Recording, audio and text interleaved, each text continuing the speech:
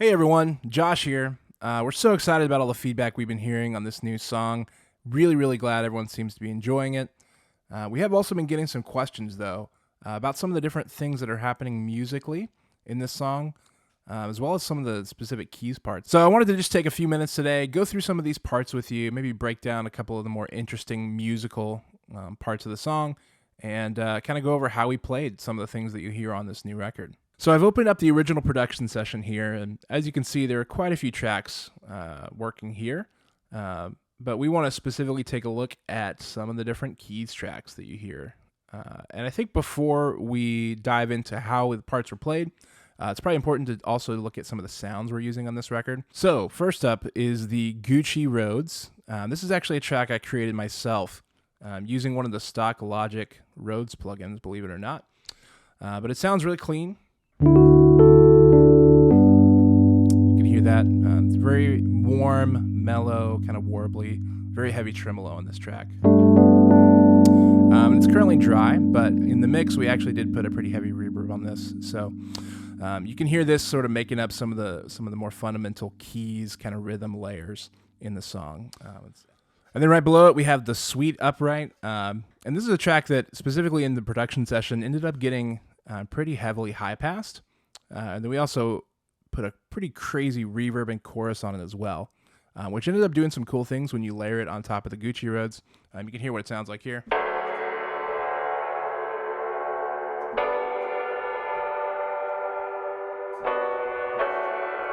So really fat sound, got some long decay on that reverb, really bright chorus. Basically just adds some shimmer, some interesting texture to the top of that keys layer there.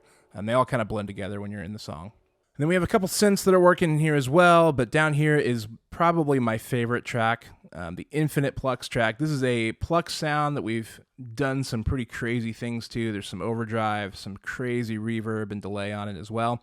It sounds like this. It's got a really long tail there, very bright, very chimey.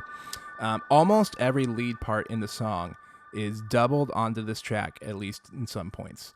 So really just adds some extra texture, some chime to the top end of the track, helps everything cut through the mix, and it's just kind of a pleasant sound to listen to.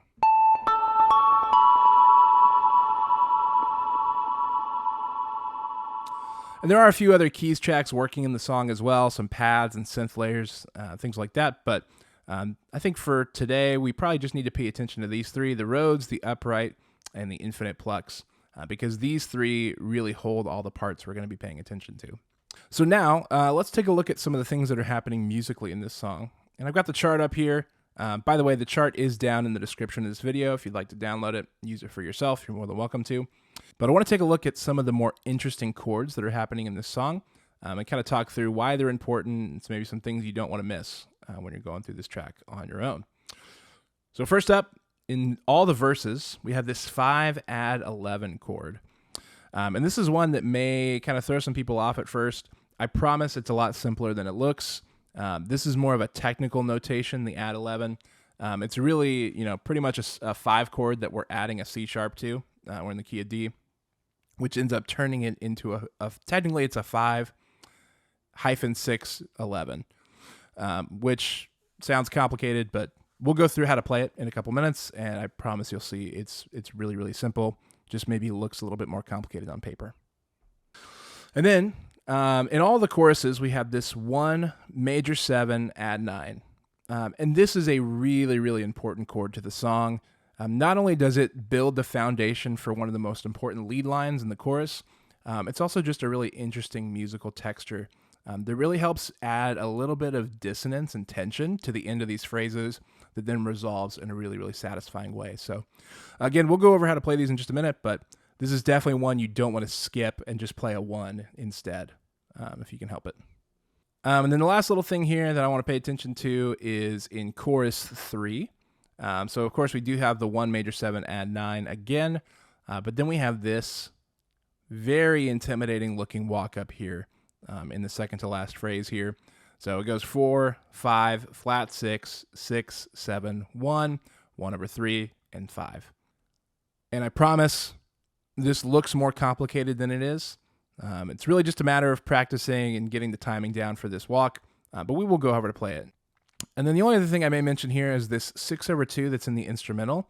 It's also in the outro as well and in the last bridge.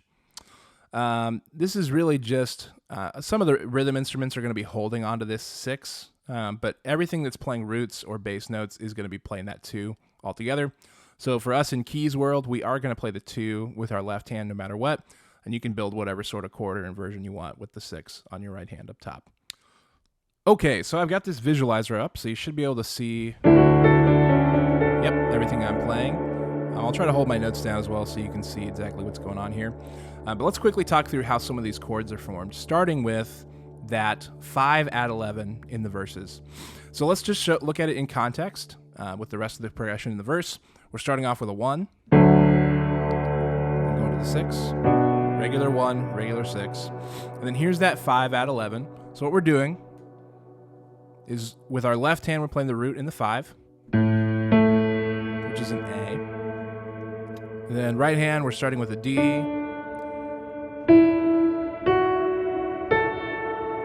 And then the only other thing we need to add here to make this the 6/11 is this C sharp. So here it is right here, just below the D. And when we put all these together, we get this really, really pretty chord. So there's something really beautiful that's happening melodically with this verse progression when we use that 5/11. This is why we don't want to just play a regular 5 chord here. So if we're starting with that 1, it's a very hopeful, warm major chord. Then we're moving to the 6. Things are getting a little bit darker, a little bit more somber. And then we move to that 5/11. Things are even just a little bit darker there. And then everything's going to resolve as we get to that 3. And then the 4. So you see, we're kind of going on a little journey there. We're getting a little bit darker, a little bit more somber, and then resolving into hope. So one more time. 6, 5/11. 3, 4.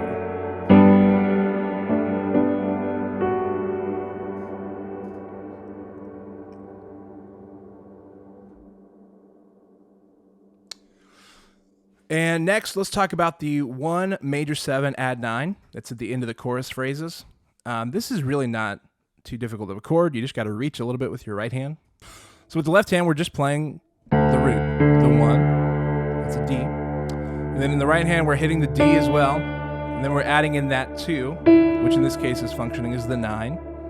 And then we're reaching all the way up an octave higher for the 7 right here. So when you put all these together, you get this really, really cool chord.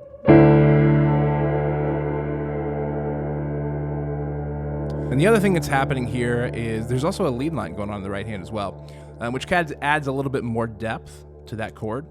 So it's not just holding on that 7, but we're actually walking down with our right hand. And that's that resolution I was talking about. That's why that chord is so important. It's adding some tension. It's a little bit of a dissonant, sour sounding chord, but then we're resolving with that really hopeful walk down to just a single major 1. Really, really, really cool part of the song. Okay, and now let's talk about the infamous walk-up in the last chorus. So I think let's just quickly look at this in the context of the whole chorus. So we start with the 4, to the 3, 5, 4.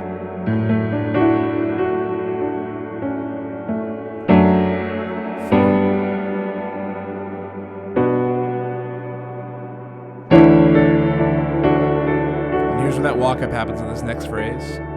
4, 5, flat 6, 6, 7, 1, 3, 5. Did you catch that? Let's do it again, just a little bit slower.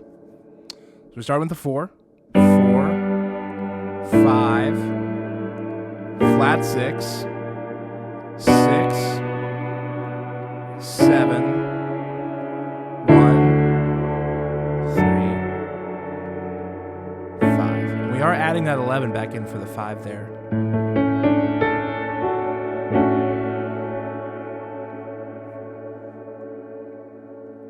And And then the other thing you'll notice here with the walk is that with my right hand, I am changing those notes to sort of walk up with that progression. So one more time, you can just watch my right hand on the visualizer there.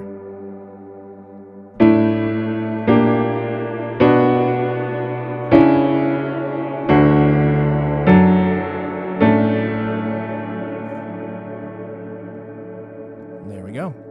So yeah, really not too complicated of a walk. Just a matter of practicing those chord changes, getting the timing right, and of course doing it in time with the actual song. Okay, so we do also have a few lead lines that are being handled by the keys in this song as well. I want to quickly go over some of those important parts and point them out to you. Starting with the chorus, and there's actually two at the end of each phrase. Let's play through this chorus progression. Starts with a 4, goes down to the 3. And then what we're doing is we're going to roll that 5 into the next lead line. I'll show you how that works.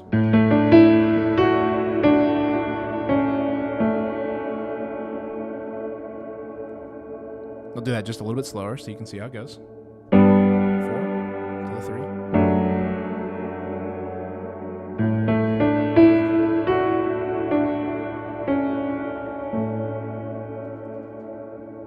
And this is one of those lead lines that's pretty consistently doubled by that pluck sound as well. So you may hear that a little bit more prominently in the mix than the actual keys part. But it is something that helps add a little bit of movement, just a little bit of melody in between those vocal phrases that are happening in the chorus. And then the next line, the second part of the chorus, also has a lead line at the end. We did already talk about that, but just in case you forgot, here it is. The 4 to the 6, and then the 1, 7, 9 walk down.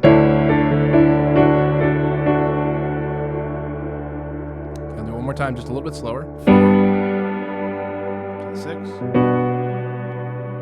And here's that walk.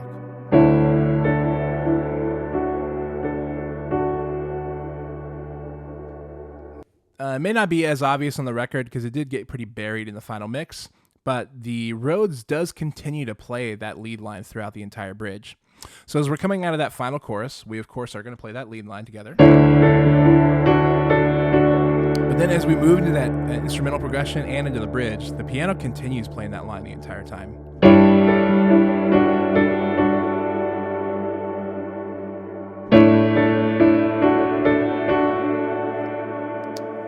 So again, it's something that's maybe a little bit more buried in the mix, but definitely adds a cool texture to the bridge progression if you do want to include that lead line there as well.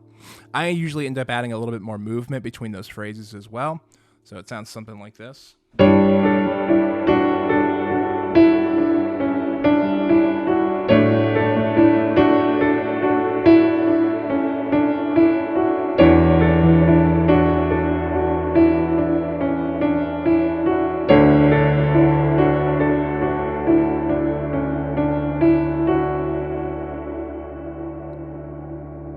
Yeah, definitely an optional part there, but something that if you're willing to let your right hand be moving the entire time, definitely adds a lot of texture and depth to the bridge. And one last little part I want to pay attention to is in the outro of the song. So as we're crashing out of that big final chorus, we are, of course, going to be playing that signature lead line from the chorus. And then we're going to dive straight into the outro part for the keys. And all we're doing here is we're taking the guitar part from the beginning of the bridge and we're moving that over to the keys here. So we're going to basically copy that exact part from the bridge, and it sounds like this. Let's start from the 1 crash at the end of the chorus.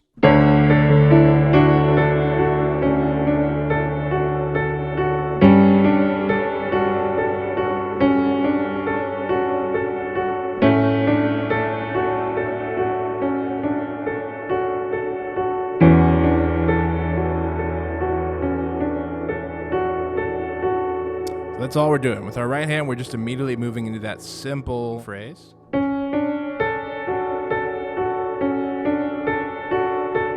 then with the left hand, just continuing to move through the chord changes. Now, you will hear on the record, because we did have the opportunity to layer so many things, the Rhodes does actually continue to play the other part. So this part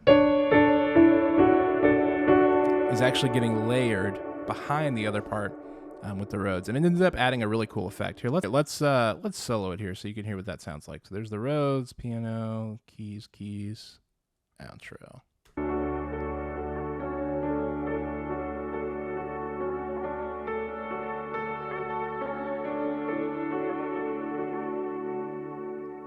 Yeah, those parts layer really, really nicely together. So we've pretty much covered all the important or unique lead lines and chords that are in this song. I think what I'm going to do for the rest of the video is just basically play through the song top to bottom and let you watch on this visualizer to see exactly what I'm doing. If you want to jump to a specific section, see it in context with the song, watch it happen in real time. I'll also keep my piano mixed a little bit higher than the rest of the tracks so you can hear exactly what I'm doing here.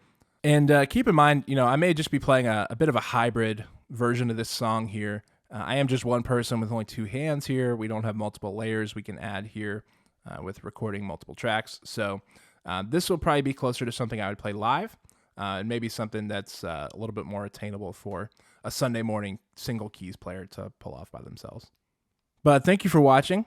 Hope this was helpful for you. Definitely let me know if you have any other questions down in the comments. And let me know if you want me to do this for any other of our songs. I'm always happy to nerd out and break down some of the musical pieces that are going on behind the scenes here. All right, let's go. 1, 2, verse 1. How can it be that you were the one sent to bleed for all of the worst parts of me? Oh, great is your faithfulness. Verse 2. Where would I start to sing of the God that you are? The one who came after my heart. Oh, great is your faithfulness. Chorus 1.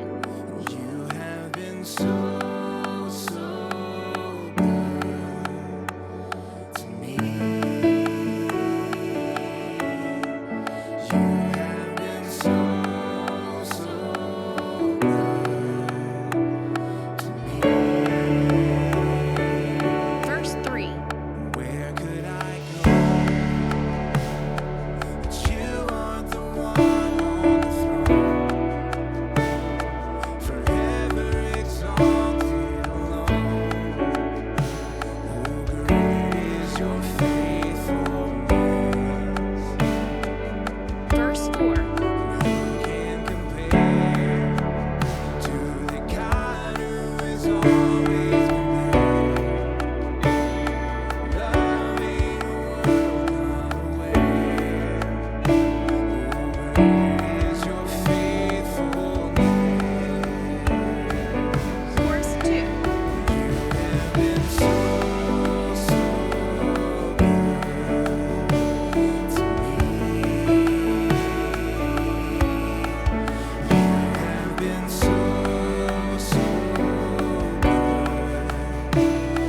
to me. Faithful through all my wandering.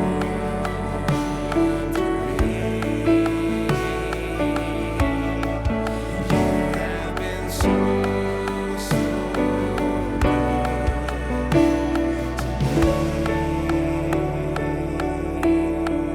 Instrumental.